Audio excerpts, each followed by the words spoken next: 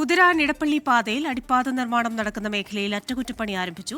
റോഡിലെ കുഴിയെ തുടർന്ന് ഗതാഗതക്കുരുക്ക് അനുഭവപ്പെടുന്ന മേഖലകളിലാണ് ടാറിംഗ് ഉൾപ്പെടെയുള്ള ജോലികൾ ആരംഭിച്ചത്. ഗതാഗതക്കുരുക്കിലും റോഡിന്റെ മോശം അവസ്ഥയിലും കോടതികളിൽ നിന്നടക്കം വിമർശനമുയർന്നതിന് പിന്നാലെയാണ് നടപടി.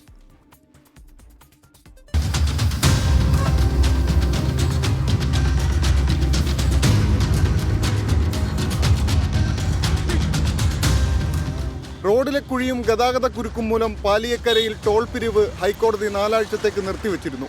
ഉത്തരവ് നടപ്പായി 2 ആഴ്ച പിന്നിട്ടിട്ടും അറ്റകുറ്റപ്പണി ആരംഭിക്കാതിരിക്കുന്നതിനിടയിൽ ഹൈക്കോടതി വിധി സുപ്രീം കോടതി ശരിവച്ചു. ഇതോടെ ഇന്ന് കരാർ കമ്പനി വിവിധയിടങ്ങളിൽ അറ്റകുറ്റപ്പണികൾ ആരംഭിക്കുകയായിരുന്നു.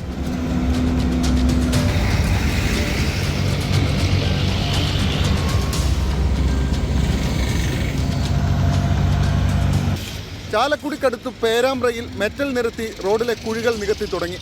കല്ലിടുക്കിൽ അപ്രോച്ച് റോഡിൽ കുഴികൾ ടാറിട്ടു തന്നെ നികത്തി. അടിപ്പാത നിർമ്മാണം നടക്കാത്ത ഇടങ്ങളിലെ കുഴികളും നികത്തുന്നുണ്ട്. 24 തൃശൂർ.